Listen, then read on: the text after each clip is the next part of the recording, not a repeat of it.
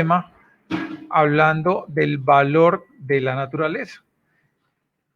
¿Por qué la naturaleza es tan valiosa y cómo la podemos valorar? ¿Cuáles son esos criterios para valorar la naturaleza?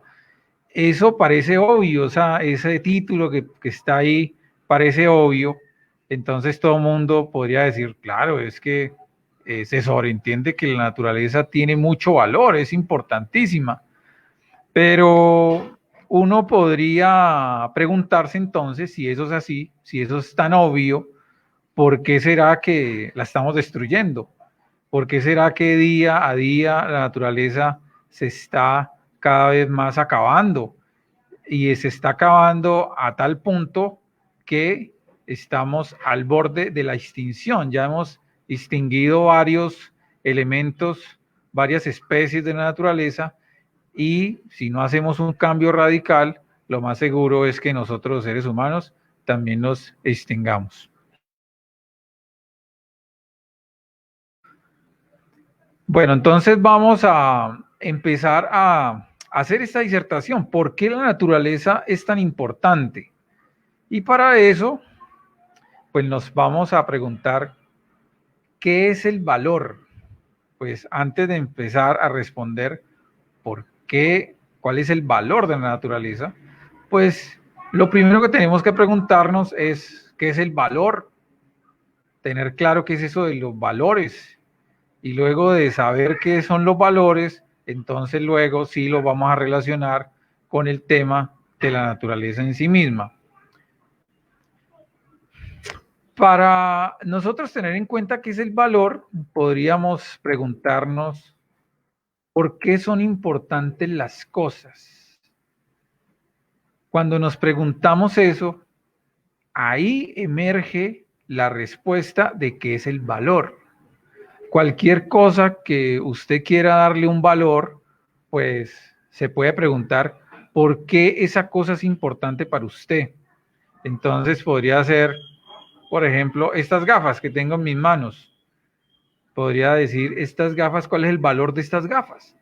Entonces le puedo hacer la pregunta, ¿por qué son importantes las gafas para mí? Entonces yo podría decir, no, estas gafas son importantes porque me ayudan a ver mejor. O también podría decir, estas gafas son importantes porque me las regaló mi esposa, por ejemplo. O podría decir, no, lo que pasa es que estas gafas son importantes porque son de mi abuelita y ella las utiliza.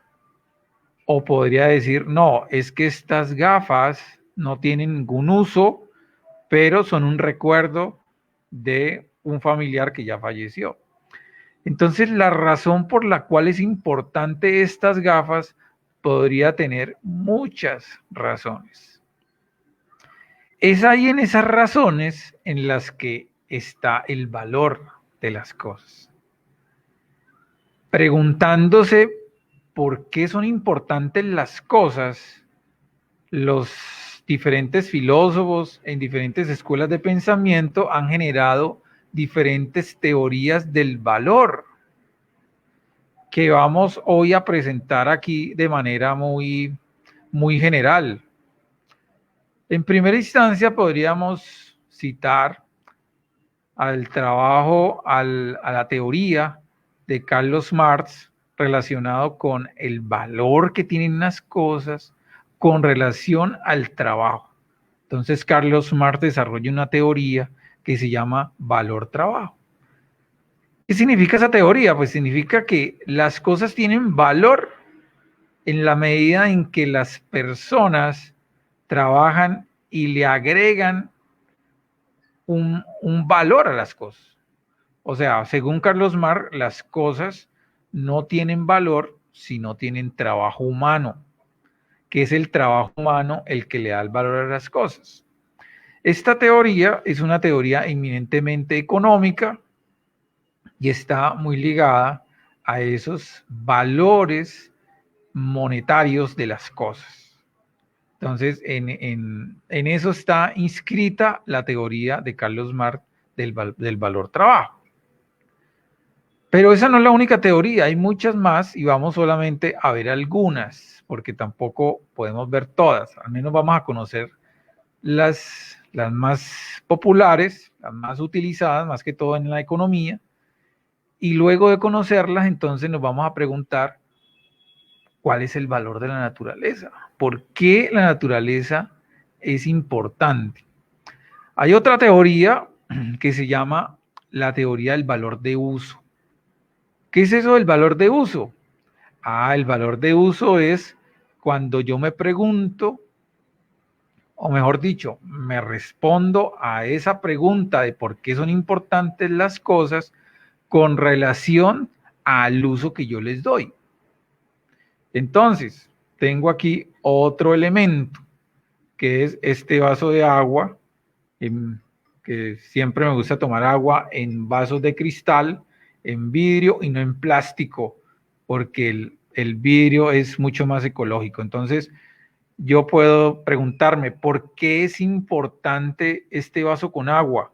Entonces, bajo esa teoría del valor de uso, yo podría decir que es importante porque esta agua yo la utilizo, me sirve a mí, tiene un uso que es poder saciar mi sed. Con solo verlo ya me dio sed. Disculpen que me lo tomé ahí directamente. Era inevitable.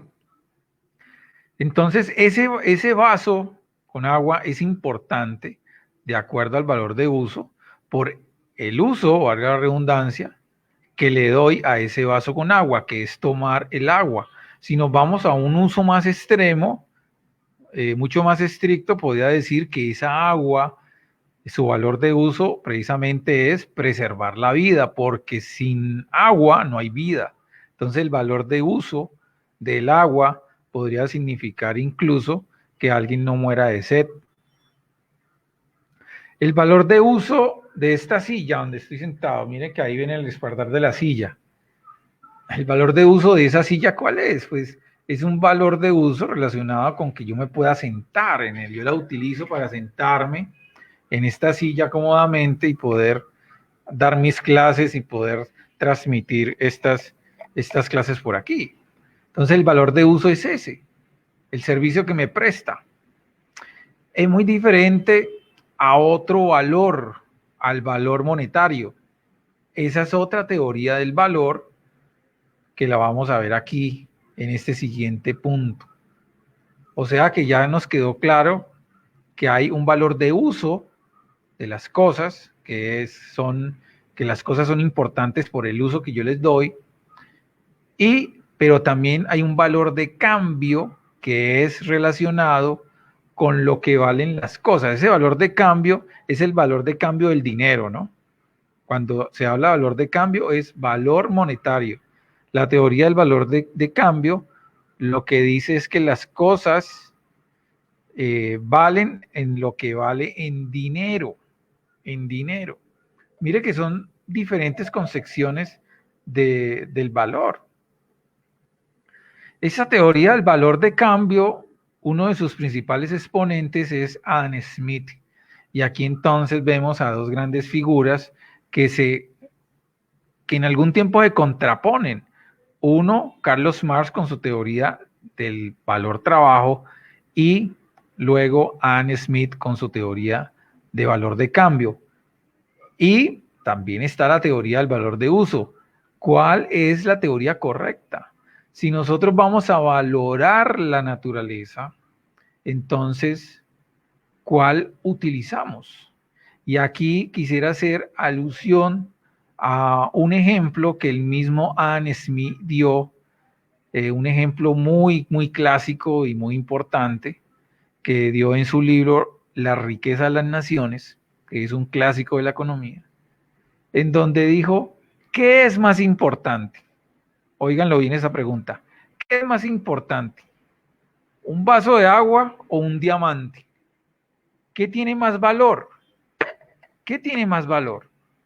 ¿Un vaso con agua o un diamante? Yo quisiera que todos los que nos están escuchando en este momento, las personas que ven este video en directo y los que lo van a ver diferido, se hicieran esa pregunta pero a conciencia, no como una pregunta mecánica, sin importancia, no, sino una pregunta muy importante, incluso trascendental. ¿Qué es más valioso, el agua o un diamante?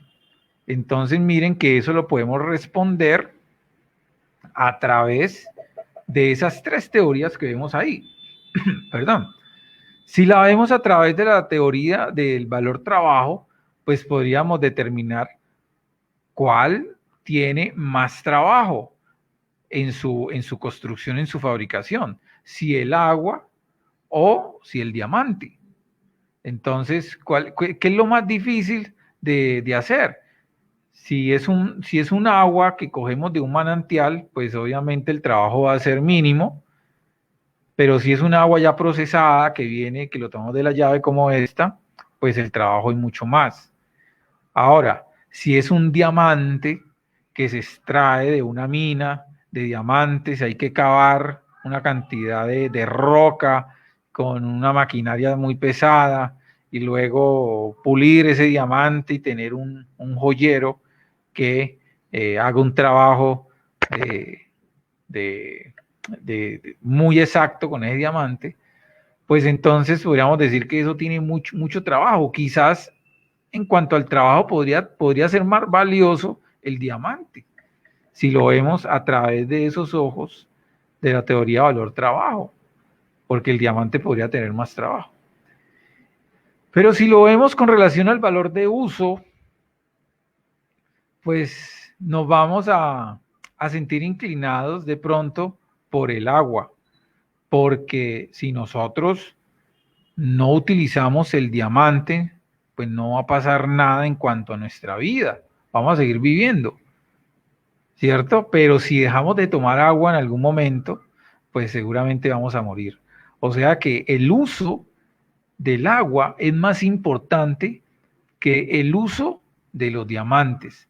¿De qué me sirve tener una cantidad de diamantes o un diamante aquí colgado del cuello en un anillo si me estoy muriendo de sed? Básicamente eso es lo que nos está pasando a nosotros en Colombia cuando explotamos nuestros páramos con esos contratos que tiene Minesa ya prácticamente asegurados. Ya, pues lo que pasa es que los contratos aseguran una cantidad de dólares, de millones de dólares en el futuro. Ya, eso podría equivaler al valor de los diamantes. Pero ¿qué pasa? El valor de uso de esa agua de nuestros páramos es incalculable. Estamos entonces cambiando esos millones de dólares por el uso del agua de nuestros páramos, que es supremamente valioso. Es un valor tan grande que no se puede cuantificar en dinero. Entonces, mire que son dimensiones de valor diferente. Una cosa son los valores en dinero cuando pensamos en valores de cambio, y otra cosa son los valores de uso cuando pensamos en las utilidades, la utilidad que nos presta o esos servicios que nos presta la naturaleza a nosotros. O a veces ni siquiera son servicios, sino que son regalos, son como regalos, obsequios que nos da la naturaleza a nosotros los seres humanos. Entonces son dos cosas totalmente diferente. Entonces, estábamos diciendo que el valor de las cosas es relativo dependiendo de la teoría en donde estamos parados para verlas. Una cosa es ver las cosas por la teoría del valor trabajo de Carlos Marx, otra cosa es muy diferente ver el valor de los elementos por su valor de uso, y otra cosa muy diferente es ver las cosas por su valor de cambio. Por ejemplo, miremos un árbol. Ya vimos el ejemplo del diamante, pero hagamos otro ejemplo más ilustrativo o más real, porque pues nosotros no tenemos al acceso tan fácilmente un diamante, ¿cierto? Quizás muchos de nosotros nunca vamos a tener un diamante real porque son tan costosos que no, y de pronto no es nuestro interés tenerlo tampoco. Entonces, pero miremos el valor de un árbol, el valor del árbol con relación a esas tres teorías. Entonces, si lo valoramos dependiendo del valor trabajo, pues tendríamos que considerar si ese árbol fue plantado para una cosecha, por ejemplo, para un árbol de pino para sacar madera. En la medida que ese árbol se plante y se tale y se trabaje para sacar la madera, pues entonces podríamos decir que dependiendo de todo ese trabajo humano que tiene, asimismo ese árbol puede valer.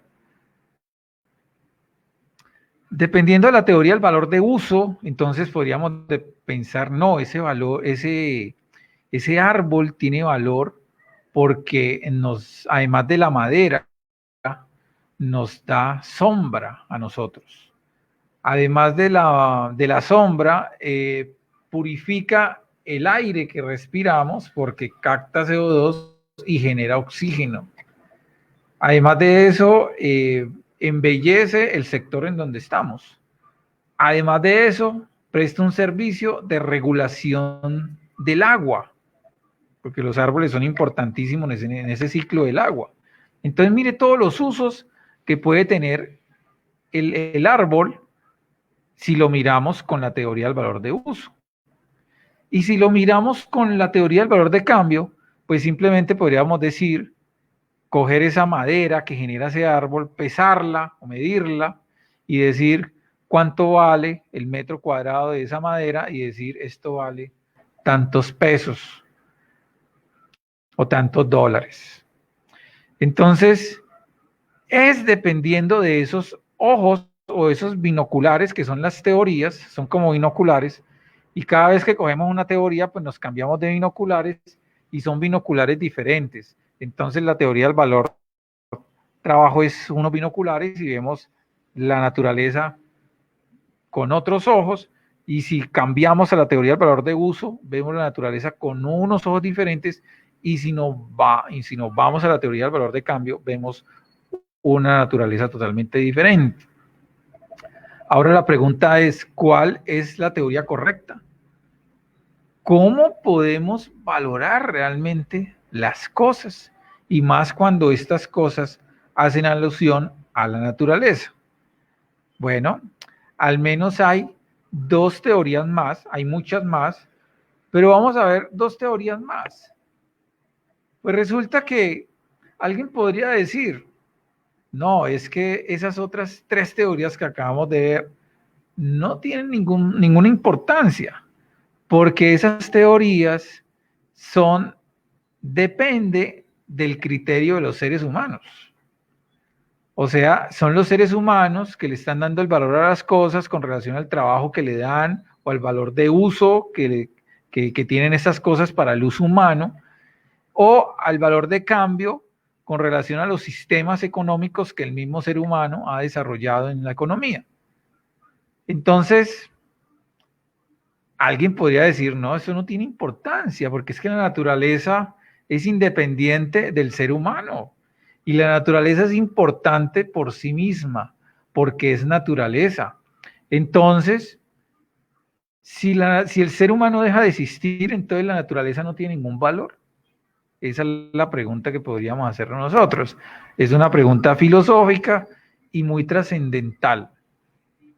Ahí en donde nace entonces, o en donde se coincide el valor intrínseco.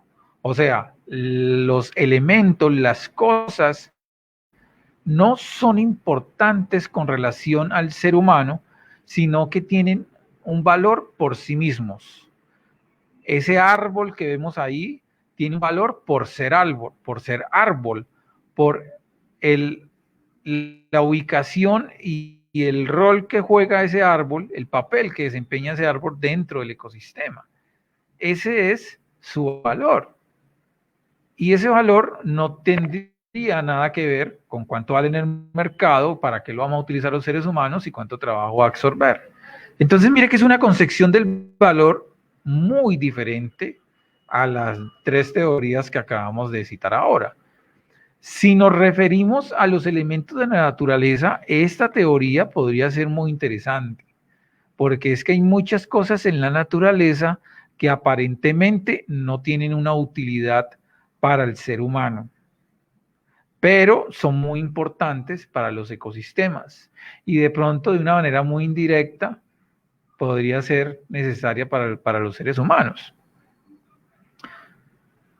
A veces alguien se podría preguntar, bueno, ¿para qué sirven las cucarachas? Si todo el mundo mata las cucarachas ahí venden pesticidas para matar las cucarachas.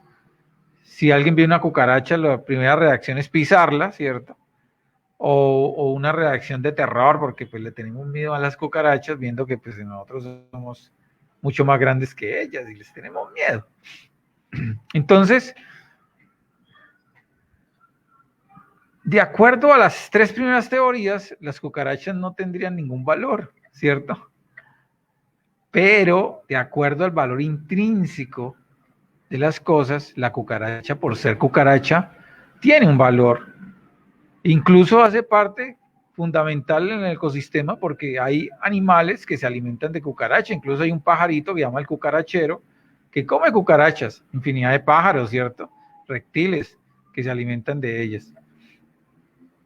Incluso, para no extenderlo más, bueno, las cucarachas también tienen un valor de cambio porque en algunas regiones del mundo, como en China, se comen las cucarachas. Obviamente que no son las cucarachas silvestres, sino que son cucarachas cultivadas. Pero así podríamos citar muchos otros ejemplos, ¿no? ¿Cuál es el valor de un río? ¿Cuál es el valor de una montaña? ¿Cuál es el valor que tiene la atmósfera, el aire que respiramos, las nubes? Y podríamos determinar que todos esos elementos tienen valor por sí mismos. No necesitan del ser humano para que sean importantes. Son en sí mismos importantes. Pero ahí entra otra vez una complicación filosófica que no lo vamos a discutir en estos momentos porque el espacio no nos da, y es que el único ser que puede discutir acerca del valor de las cosas es el ser humano. Entonces, si el ser humano deja de existir, entonces el valor de las cosas pues no tiene ningún sentido. Entonces, aquí esta teoría del valor intrínseco tiene unas discusiones filosóficas bastante complicadas. Pero de todas maneras es muy interesante y a veces también necesaria para poder determinar de alguna manera el valor de las cosas cuando esas cosas no tienen ninguna representación en ningún mercado ni ningún uso aparente para el ser humano. Y aquí quisiera hacer alusión a una palabra que de pronto es un poquito como enredada, pero yo no lo voy a decir para enredar, sino precisamente para que la comencemos a utilizar. Y esa palabra que tiene mucho que ver con el valor de la naturaleza. Y tiene mucho que ver acerca de la forma en que nosotros valoramos la naturaleza. Y esa palabra se llama antropocentrismo. Antropocentrismo. Antropo es humano y centrismo, como su nombre lo puede indicar, es el centro. O sea, el antropocentrismo es cuando el ser humano se coloca en el centro de todo, incluso en el centro mismo del universo. El antropocentrismo.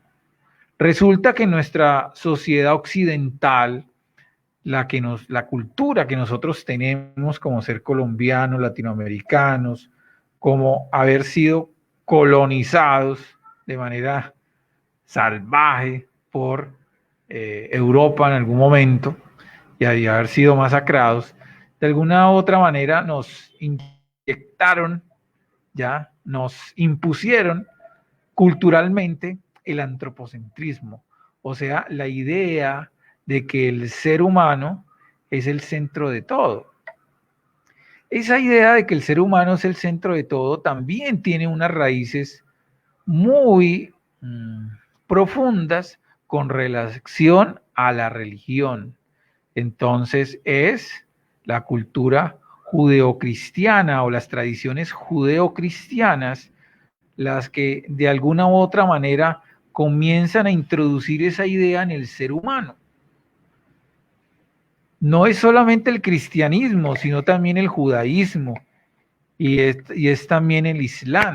O sea que mire que ahí están las tres principales religiones del mundo que de alguna u otra manera tienen como en común, esas tres religiones que son tan diferentes, tienen en común algo muy especial, y es el Antiguo Testamento, o al menos sus primeros libros, en especial el libro del Génesis, en donde se narra, desde el punto de vista de los registros bíblicos sagrados, se narra esa historia de la creación del mundo.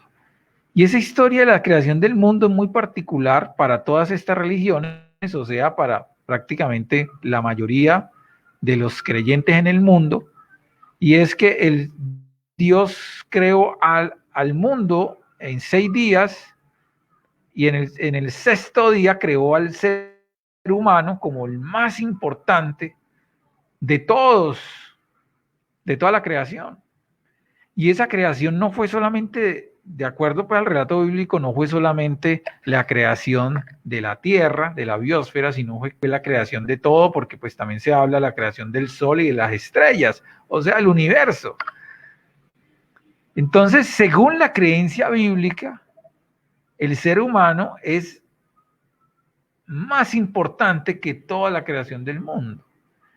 Esa idea que parte de esa creencia religiosa, de todas esas religiones que acabamos de decir, del judaísmo, del islam y del cristianismo, que también tiene muchísimos otros matices, porque no solamente es el catolicismo, sino también todas las doctrinas protestantes que se derivan de ahí, tienen en común esa creencia. Y esa creencia está está infiltrada, podemos decirlo sin temor a equivocarnos, en toda la cultura occidental, en todas las políticas de Estado, en las constituciones políticas de los diferentes países. Ahí está inmersa la idea de que el ser humano es el centro del universo. Y esa importancia que el ser humano se autocoloca,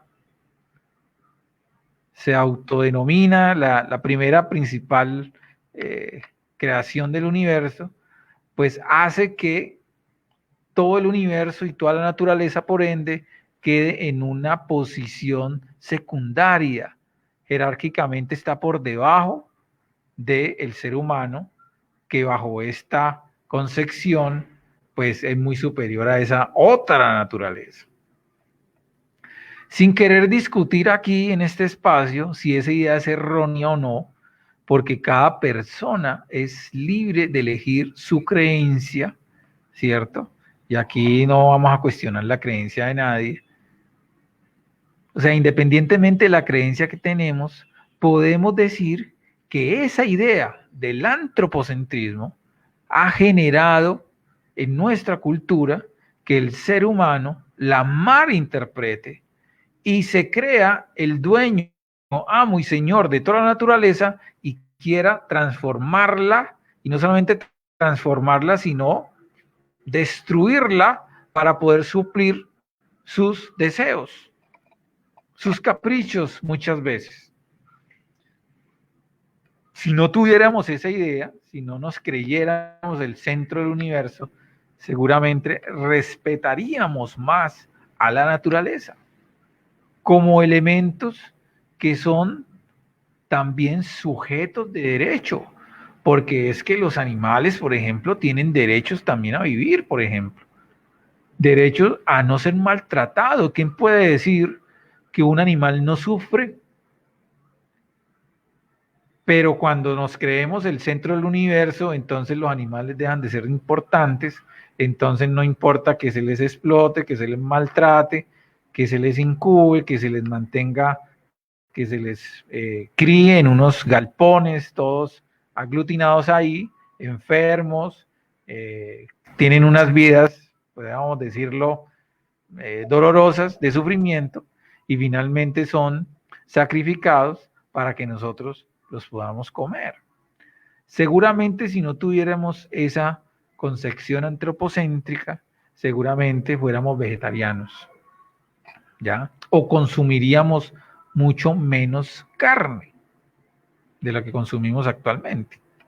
Eso solamente es uno de los muchos ejemplos y aplicaciones que podría tener el cambiar de mentalidad con relación a esa idea antropocéntrica. Bueno, para retomar, eso del antropocentrismo es muy importante porque ahorita más adelantico lo vamos a ver otra vez. Entonces, todas estas teorías, el del trabajo, el del uso y el valor de cambio, son antropocéntricas, o sea, que colocan los intereses del ser humano por encima a lo que es la naturaleza en sí misma. Pero la teoría del valor intrínseco rompe con esa secuencia. Entonces dice, no, el ser humano, las cosas son importantes independientemente de las necesidades que pueda tener el ser humano. Entonces miren la importancia de esa teoría del valor intrínseco. Luego hay otra teoría relacionada, desarrollada por William Stanley, que se llama la teoría subjetiva del valor, que básicamente lo que dice es que el valor de las cosas, pues no es determinada por el trabajo, ni por el uso, ni por el cambio, ni tampoco por el valor intrínseco, sino que es determinada por la persona que está observando la cosa o la está valorando en el momento. Es una teoría totalmente relativista, ¿no? O sea, que es relativa al observador, es relativa al consumidor. Las cosas son importantes dependiendo de la persona que las está en ese momento valorando. Esa teoría es muy importante para valorar la naturaleza, pero también muy problemática. Es problemática porque si la tuviéramos en cuenta para valorar las cosas en todos los aspectos, pues sería imposible hacer un sistema de valoración porque cada persona tendría su propio criterio. Entonces no habrían consenso, nadie se pondría de acuerdo con relación al valor de las cosas. O sea, sería prácticamente imposible, inviable esa teoría, pero al menos cuando esa subjetividad está relacionada con grupos enteros humanos, en donde grupos enteros coinciden en esa subjetividad, y aquí hablamos de comunidades que tienen una cosmovisión similar, una cultura similar, ¿cierto? Por ejemplo, las comunidades indígenas, las comunidades negras, las comunidades de campesinos, o también pueden ser comunidades de personas que viven dentro de una ciudad, que tienen en común valorar algo relativo a su propia cultura. Entonces, por ejemplo, el valor que le dan los habitantes de un sector de Bogotá con relación al humedal, a un humedal, o a la reserva Van der Harmen, por ejemplo.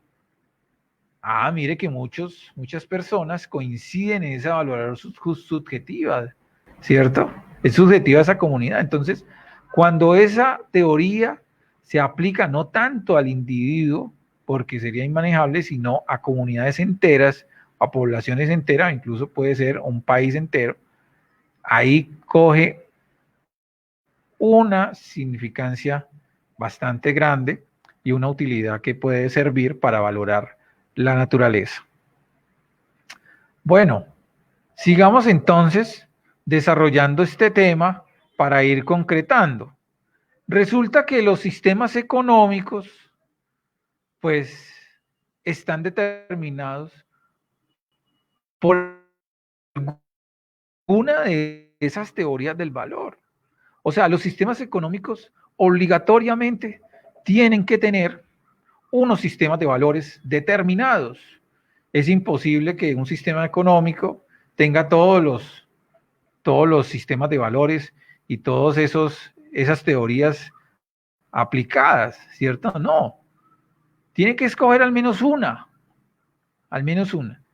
El sistema económico capitalista, que es el predominante, el que nosotros tenemos en Colombia y el que está impuesto en la mayoría de los países del mundo, tienen unos sistemas de valores específicos que se conoce como el utilitarismo. O sea, es el utilitarismo, el sistema de valores o todo ese conjunto de valores que tiene el sistema económico capitalista. Pero ¿en qué consiste ese utilitarismo? Bueno, ese utilitarismo para hacer referencia otra vez a ese clásico de la economía, fue presentado también por Adam Smith. O sea, Adam Smith argumentaba que si las personas se pudiera aplicar de alguna manera el mayor beneficio a la mayoría de las personas, entonces eso podría ser un beneficio para todo el mundo. O sea, es imposible beneficiar a todas las personas a la vez. Por lo tanto, un criterio utilitarista podría ser el beneficiar al menos a la mayoría de las personas. Esa es una idea del utilitarismo. La otra forma en que podremos ver el utilitarismo, más relacionados con su palabra, es que las cosas son importantes por la utilidad que le podemos dar a esas cosas. El sistema económico capitalista entonces se basa en esa concepción del valor. Las cosas en ese sistema son importantes por la utilidad que se puede adquirir de ellas. Y esa utilidad, de alguna manera, está representado en valores de cambio. O sea, es el sistema de valores utilitarista, se compagina muy bien con la teoría de los valores de cambio. El sistema económico utilitarista también es altamente antropocéntrico, porque ese utilitarismo, eso obviamente es mirado desde el punto de vista humano, ¿no? Es la utilidad que puede tener las cosas, en este caso la naturaleza, para el ser humano. O sea que es una teoría netamente antropocéntrica. Y también podríamos decir que es individualista, porque esa utilidad también está relacionada con el beneficio personal, con el beneficio que eh, con el beneficio que dan las cosas a los individuos, a las personas como individuos, no como grupo de personas. O sea que aquí tenemos en estos sistemas capitalistas muchas personas trabajando y luchando, pero para sus propios intereses individuales, podríamos decir egoístas también. O sea que el sistema de valores del capitalismo, además de ser utilitarista y antropocéntrico, es individualista. Y también, no lo he colocado ahí, pero podríamos colocarlo, es egoísta. Y finalmente, también podría colocar que ese sistema, aunque aparentemente no tiene relación, pero sí la tiene, ese sistema también es machista. Recordemos que ese antropocentrismo tiene una concepción religiosa, ¿cierto? Un origen religioso. Y además del antropocentrismo, también estas ideas religiosas nos han permeado del machismo. ¿Por qué? Porque dentro de la cultura judeocristiana, además de ser antropocéntrica, pues hay un Dios hombre, el Dios es varón y es un solo Dios, ¿no? O sea que mire que ahí también hay individualismo, es un solo Dios y el solo Dios es varón. Entonces, esa concepción machista se ha permeado en muchos aspectos relacionados con la política y con el cuidado del medio ambiente. Miren lo curioso que es que la naturaleza es una figura femenina dentro de la psicología, dentro de esa cosmovisión que tenemos los seres humanos por lo general. Vemos la naturaleza, la Pachamama, como una mujer. Y porque nuestra cultura es machista, pues ¿qué pasa? Dentro de esa cultura la mujer se le domina, se le maltrata y en muchos casos hay feminicidios, o sea, que se asesina a la mujer. Eso pasa con la naturaleza que es mujer en estos sistemas utilitaristas y machistas. Entonces, porque la naturaleza es mujer, entonces, desde ese subconsciente colectivo en donde estamos todos nosotros en esas sociedades capitalistas, entonces a esa naturaleza lo primero que hay que hacer es dominarla, ¿cierto? O sea, es una naturaleza salvaje y entonces hay que dominarla y hay que poseerla. A veces se abusa de esa naturaleza mujer y muchas veces se le tortura, así como hacemos con los animales cuando los criamos para comernos, los torturamos. Y tristemente a esa naturaleza mujer se le asesina. Entonces, mire, todo lo que hay detrás de esos sistemas de valores capitalistas, que de manera inconsciente nosotros muchas veces los asimilamos sin cuestionarlos. Pero bueno, este espacio de la conciencia ambiental que tenemos aquí en la Colombia Humanas es precisamente para que nosotros comencemos a pensar esas cosas que nunca pensamos, para crear conciencia ambiental. Y esa es una de las primeras cosas que tenemos que comenzar a pensar. ¿Por qué la naturaleza es valiosa?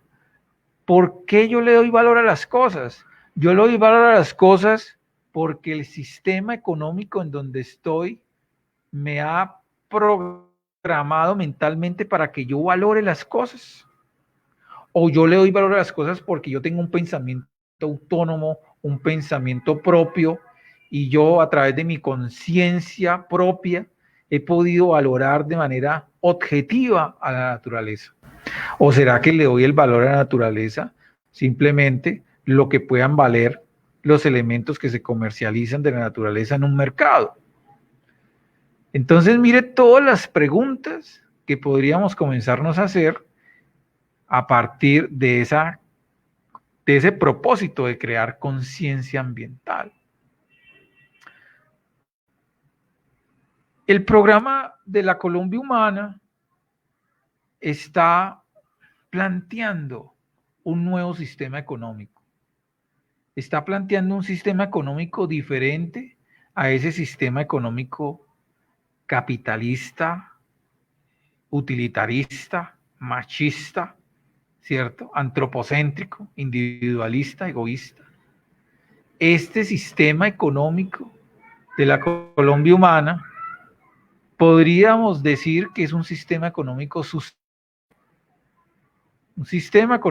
sustentable. Así que ese sistema económico sustentable es diferente al sistema económico capitalista, porque sus sistemas de valores son muy diferentes. Si nosotros leemos el programa, esa acta de constitución de la Colombia Humana en la página web de la Colombia Humana, los invito a que la lean. Una de las primeras cosas que dicen esos estatutos es sobre el valor de la naturaleza, la importancia que tiene la naturaleza tanto dentro de la filosofía del movimiento, como en todas las políticas que se van a implementar en caso de que la Colombia Humana llegue a ser un partido de gobierno. Entonces, ¿cuáles son esos sistemas de valores que tendría un nuevo sistema económico sustentable? Aquí podríamos entonces hablar de una nueva ética. Ya no tenemos que hablar de esa ética capitalista, sino de una nueva ética que tenemos que comenzar a crear. A crear porque nosotros tenemos culturalmente una ética capitalista. Por más que nosotros seamos progresistas, estamos inmersos en esa ética capitalista y es muy difícil cambiarla.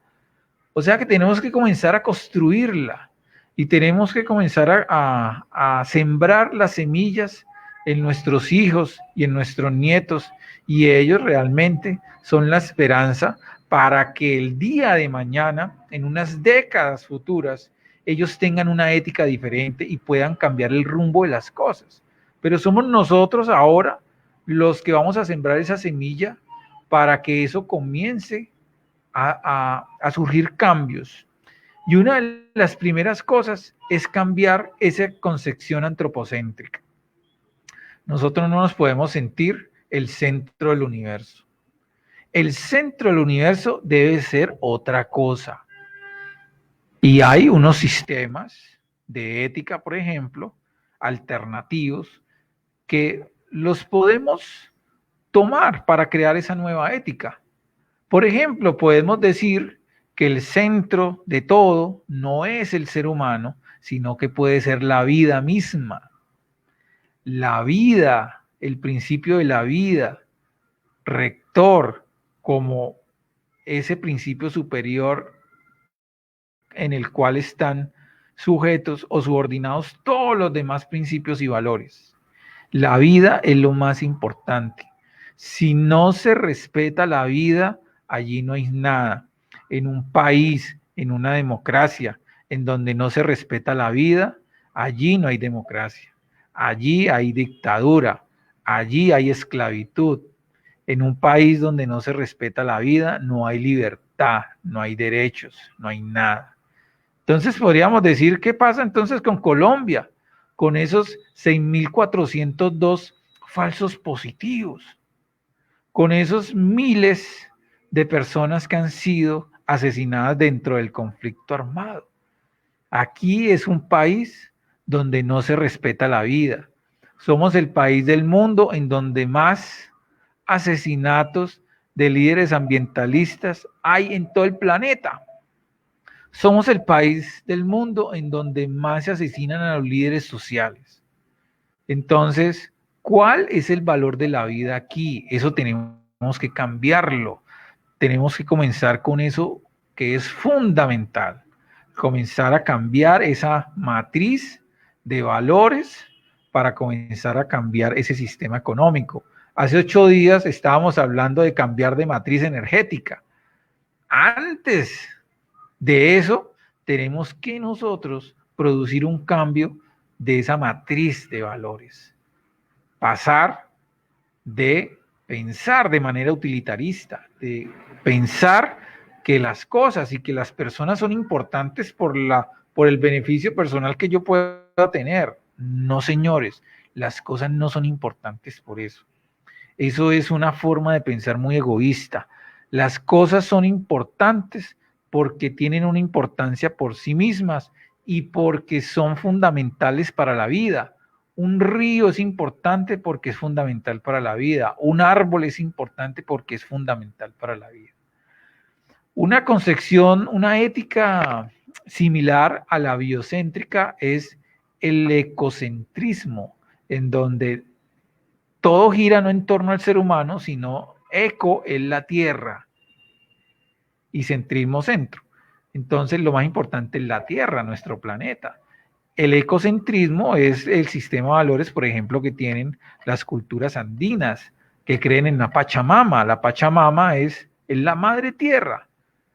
Podríamos entonces también tener una nueva ética, no solamente centrada en la vida, en el biocentrismo, sino también en nuestra Pachamama, en la tierra misma. Si lo hacemos así, de seguro vamos a comenzar a construir ese país que deseamos y esa nueva economía sustentable que tenemos. Y ya para terminar, ¿cómo podemos iniciar a hacer ese cambio, esa transición de pensamiento? Pues lo que tenemos que entender es que nosotros en esas dinámicas de éticas capitalistas en donde estamos inmersos, se nos ha impuesto una relación humano-naturaleza que difícilmente podemos cambiar. O sea, la forma en que nosotros nos relacionamos con la naturaleza. Esa forma en que nosotros nos relacionamos con la naturaleza, al menos son 3 formas. Aquí la vamos a presentar y vamos a escoger la mejor. Ahí sí vamos a escoger la mejor. La forma que tiene el sistema económico capitalista, más que todo sistemas económicos neoliberales, en donde ven a la tierra como recursos naturales, ¿no? Miren que esa palabra recursos naturales es fea, es malintencionada. La naturaleza no son recursos naturales, porque recursos naturales es simplemente cosas para suplir nuestras necesidades humanas, egoístas, antropocéntricas. Recursos naturales, entonces, valoramos un árbol porque es un recurso natural, porque nos presta un servicio a nosotros. Y si no nos prestara ese servicio, entonces ese árbol no tiene valor. Entonces, esa forma de ver la naturaleza como una cosa para suplir nuestras necesidades se conoce con la metáfora de viviendo de la naturaleza. Esa metáfora, mírenla, que si ustedes pueden leer detenidamente esa frase de manera crítica, pues lo que contiene esa frase es la misma forma de pensar de los parásitos, ¿cierto? Que viven de las plagas o los parásitos viven de, ¿cierto? Son huéspedes de otros animales o de otros seres y están chupando sangre. Nosotros los seres humanos bajo esa óptica utilitarista estamos viviendo de la naturaleza como parásitos. Esa es nuestra relación humano-naturaleza ahora en estos sistemas capitalistas depredadores en donde estamos. Tenemos que cambiar esa relación con la naturaleza. Y al menos hay otra concepción que se llama viviendo por la naturaleza. O sea, en esta nueva concepción, la naturaleza se convierte en toda una ontología, en todo un objetivo, en todo un propósito para vivir y existir. ¿Por qué? Porque es que la naturaleza también somos nosotros. O sea, se nos olvida que es que nosotros somos parte de la naturaleza. Nosotros no estamos ajenos a la naturaleza. La naturaleza no es un elemento externo de nosotros. La cultura occidental y el capitalismo nos han hecho creer eso en esa concepción parásita de ver la naturaleza como un instrumento, como un recurso. La naturaleza no es una cosa que está allá afuera. La naturaleza está en nosotros mismos. Nosotros somos parte integral de esa naturaleza y así tenemos que comenzar a sentirnos. Y cuando decimos vivir por la naturaleza es que nos enfocamos en la preservación de la misma naturaleza en la cual nosotros estamos inmersos. Hay otra tercera concepción que es viviendo en la naturaleza, que de pronto es crea más armonía, ¿no? Porque viviendo en la naturaleza y viviendo por la naturaleza son dos extremos que se excluyen a la vez, pero viviendo en la naturaleza es una forma de pensar que media entre esas dos situaciones, porque tenemos que entender también que nosotros vivimos de la naturaleza de alguna manera, ¿no? Porque de la naturaleza es que nosotros comemos, nos alimentamos, pero también tenemos que vivir por la naturaleza porque si nosotros no la cuidamos, pues nos vamos a extinguir como especie humana. Por lo tanto, esa tercera concepción, miren las flechas como van, ¿cierto? La primera tiene un sentido hacia la izquierda, la segunda es todo hacia la derecha, y la flecha de la tercera es una flecha doble, que indica que nosotros vivimos de la naturaleza, pero también por la naturaleza. O sea, hay un equilibrio ahí, hay una colaboración mutua para que podamos coexistir con esa naturaleza. Entonces, queridos amigos, ¿cuál de esas tres visiones es la que debemos de tener? Yo considero que de acuerdo a la luz de todas estas teorías que hemos planteado, del propósito que tenemos como movimiento político de la Colombia humana y con la esperanza que tenemos de plantear un nuevo sistema económico que no es un sistema económico capitalista salvaje, pero tampoco es un sistema económico comunista, porque recordemos que el comunismo también fue salvaje con la naturaleza. ¿Ya? El comunismo no ha sido un buen ejemplo de prácticas ecológicas. Entonces, cuando hablamos de un nuevo sistema económico sustentable, es una cosa nueva, es una cosa que no existe en este momento. O sea, es una cosa que tenemos que inventarnos. Y aquí nosotros tenemos que tener mucho valor y mucha esperanza, porque no podemos esperar que una potencia mundial nos implemente esos sistemas económicos. No, somos nosotros como potencia natural que somos en el planeta. Nosotros no somos una potencia económica, pero sí somos una potencia en capital natural, porque somos uno de los países más biodiversos del mundo. Tenemos una de las mayor cantidad de fuentes hídricas en el planeta para cuidar. Tenemos el mayor cantidad de números de especies de aves en el mundo. Tenemos una biodiversidad enorme y por lo tanto nosotros sí somos una potencia. Colombia es una potencia. Y si hay un país que tiene que construir un sistema económico diferente del que hay ahora, capitalista, y que tiene que construir un sistema económico sustentable, ese país somos nosotros, Colombia. Nadie más nos va a dar la idea, ni nadie más va a venir a implementarnos esa idea. Somos nosotros los llamados a construir esa nueva economía. Pero para eso, queridos amigos, hay que cambiar la forma en que nos relacionamos con la naturaleza y pensar que la naturaleza no es un objeto externo, sino que la naturaleza está dentro de nosotros mismos. Bueno, amigos, hasta aquí ha llegado la reflexión que tenemos hoy.